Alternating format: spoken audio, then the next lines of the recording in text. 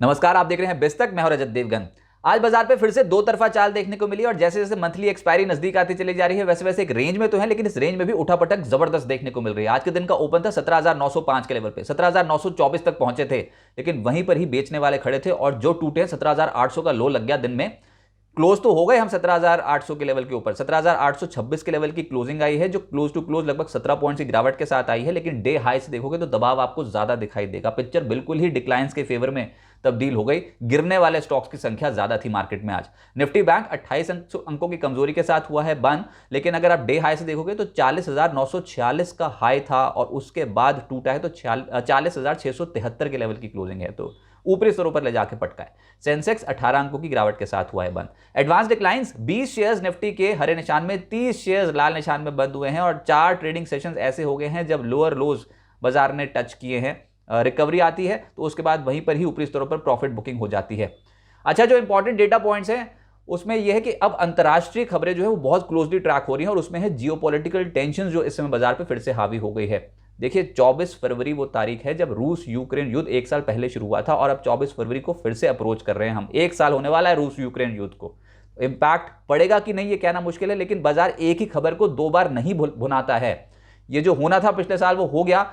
अब एक दूसरे पे आरोपों का सिलसिला शुरू हुआ है और आज तो इंपॉर्टेंट ये था कि आज रूस की संसद में राष्ट्रपति पुतिन का संबोधन था, जिन्होंने उन्होंने ये बोल दिया कि यूक्रेन में मिलिट्री ऑपरेशन अभी वो जारी रखेंगे। रूस अमेरिका से सुरक्षा की गारंटी चाहता था क्योंकि विदेशों में अमेरिका के सबसे ज्यादा मिलिट्री बेस हैं, लेकिन वो हुआ नहीं। और ऊपर से उन्होंने ये एलिगेशंस लगा दिए कि पश्चिमी देश युद्ध के जरिए अपनी ताकत बढ़ाना चाहते हैं। युद्ध के लिए हमें दोषी ठहराना ठीक नहीं है। युद्ध के मोर्चे पर रूस को हराना संभव नहीं है। और यह भी कहा राष्ट्रपति पुतिन ने कि रूस शांति बहाल करने के हर संभव प्रयास करेगा, लेकिन पश्चिमी देशों का समाज को बांटने का प्रयास है। अच्छा, ये तो बात हो गई कि आज उन्होंने अपनी संसद को एड्रेस किया, लेकिन पिछले 2 दिनों में कुछ ऐसे घटनाक्रम हुए हैं जिसकी वजह से फिर से जियोपॉलिटिकल टेंशंस हावी हैं। उसमें यह है कि कल अचानक से राष्ट्रपति बाइडेन, अमेरिका के राष्ट्रपति बाइडेन, वो पहुंच गए यूक्रेन और वहां पर उन्होंने ज़ेलेंस्की से मुलाकात की और उनको मिलिट्री एड दे डाली, यानी कि $500 मिलियन उनको दे दिए। और ये कहीं ना कहीं नर्वसनेस पैदा करने वाली बात हो गई थी, क्योंकि चीन, वहाँ के जो फॉरेन पॉलिसी मिनिस्टर है, उनका दौरा मॉस्को में होना है हाल फिलहाल में भी कुछ ही दिनों बाद। और इस हफ्ते रूस पर यूरोपियन यूनियन के नए सैंक्शंस भी लागू होने हैं। 10वां चरण होगा सैंक्शन का जो लागू होगा। अमेरिका भी रूस पर सैंक्शंस इंपोज करेगा अब नए। तो ये जो टेंशन है ये भी बाजार पर अभी हावी है। अदानी ग्रुप तो हो गया अलग। अदानी ग्रुप पे तो वैसे ही टेंशन इस समय ज्यादा देखने को मिल रही है और वहां पर खबर ये थी कि वो उन्होंने 1500 करोड़ रुपए के आसपास के जो रकम है वो एसबीआई म्यूचुअल फंड को चुका दी है और 1000 करोड़ के कमर्शियल पेपर्स का रिडेम्पशन भी वो प्री पे कर देंगे, पहले ही उसको रिडीम कर लेंगे। तो वो खबर तो थी पॉजिटिव, लेकिन आप ये समझो कि इस समय मार्केट्स पे Adani group, expiry pressure, mid cap stocks की पिटाई, ऊपर से रूस यूक्रेन का 1 साल होने वाला युद्ध का, ये सब तमाम खबरें जो है ना वो बाजार पे बहुत ज्यादा हावी हैं। तो ऐसे मूड माहौल में जो निफ्टी पे सबसे ज्यादा चले आज के सत्र में, उसमें स्टॉक आया एनटीपीसी। आज पावर सेक्टर के जो स्टॉक्स हैं उनमें एकदम से तेजी बनी और लगभग 3.25% के आसपास उछला है एनटीपीसी। ब्रिटानिया, टाटा स्टील, इन स्टॉक्स में 1% के आसपास की तेजी थी। रिलायंस इंडस्ट्रीज ने फिर से बाजार को सपोर्ट देने के काम कर दिया और आज ये 0.8% के आसपास चढ़ा है। पावर ग्रिड में भी 0.8% के आसपास की तेजी बनी। निफ्टी लूजर्स में अदानी एंटरप्राइजेस 3.5% के आसपास टूटा है। अपोलो हॉस्पिटल, कोल इंडिया, बजाज ऑटो और टाटा मोटर्स जैसे स्टॉक्स भी आज हल्के होते हुए नजर आए।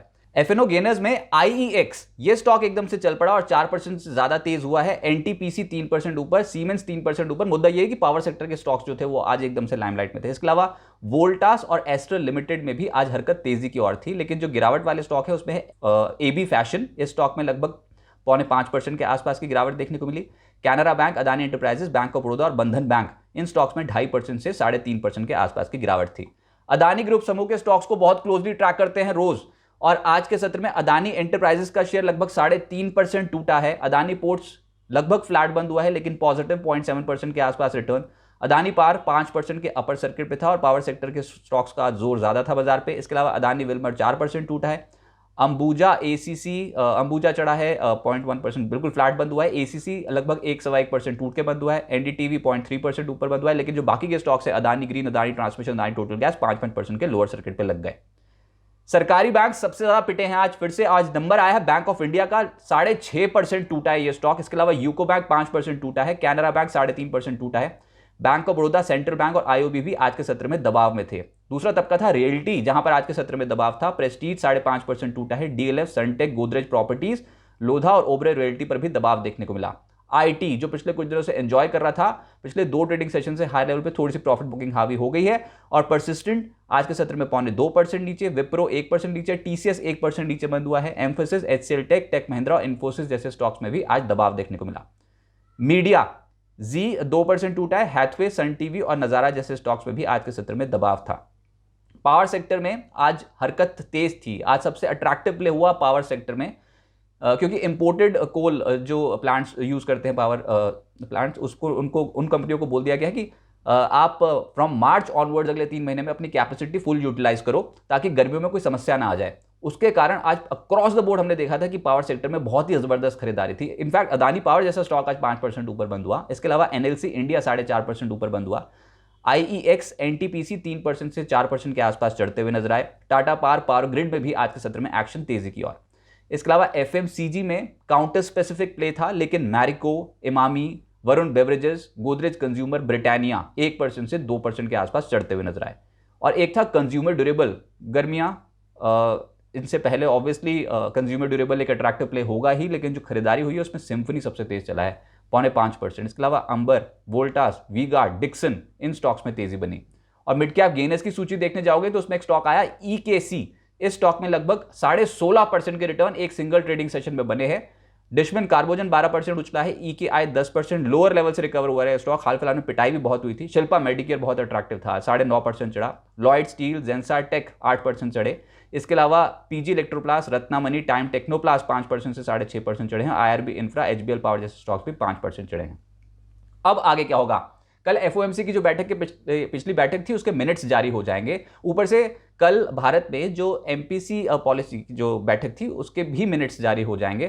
तो ये 2 डेटा पॉइंट्स तो हम बहुत ही क्लोजली ट्रैक करेंगे। और ऊपर से गुरुवार को है मासिक एक्सपायरी, बाजार एक रेंज में रहेगा। देखो, ऑप्शन राइटर्स की मार्केट है, 2 तरफा चाल बनेगी और ये ऑप्शंस के प्रीमियम गलाने की पूरी कोशिश होगी। इंपॉर्टेंट ये है कि अगर आप ऑप्शंस का डेटा देखोगे तो कॉल साइड पे हैवी खड़ा हुआ है। खुले सौदे 17,900, 18,000, 18,100 में ऐसे भारी भरकम खड़े हुए ऊपर बेचने के लिए, तो ये तो कॉल्स तो दबेंगी, ये तो बात समझ में आता है। 18,000, 18,050 को क्रॉस करने का इतना बड़ा स्कोप है नहीं। अगर 18,050 क्रॉस हो गया तो उसके बाद तो फिर होगा असली खेल। लेकिन अभी ऐसा लग नहीं रहा है 18,050 कोई क्रॉस होने वाला है। और नीचे 17,700 को डिफेंड करने की कोशिश भी करेंगे बुल्स। ये लेवल्स में कोई बदलाव है ही नहीं, कल भी यही बोले थे, बिकॉज मार्केट भी 17 पॉइंट्स ही आज के सत्र में हल्की होकर बंद हुई है। तो एक रेंज में फंसेंगे ऐसा लग रहा है। ऊपर से अंतर्राष्ट्रीय घटनाक्रम हो गए तो बहुत क्लोजली ट्रैक कर ही रहे हैं। जियो पॉलिटिकल टेंशन जो होने वाली है, 1 साल पूरा होने वाला है रूस यूक्रेन के युद्ध को, तो उसको भी देखना होगा बहुत क्लोजली कि वहाँ से क्या खबर निकल के आती है। लेकिन हाँ, अभी ये समझ में आता है कि एक्सपायरी से पहले रेंज है, और रेंज एक ब्रॉड रेंज 17,700 से लेकर 18,050 की ही है। देखते हैं कौन सा सिरा टूटता है, लेकिन ऐसा लग नहीं रहा है कि सिरा इतना आसानी से टूटेगा।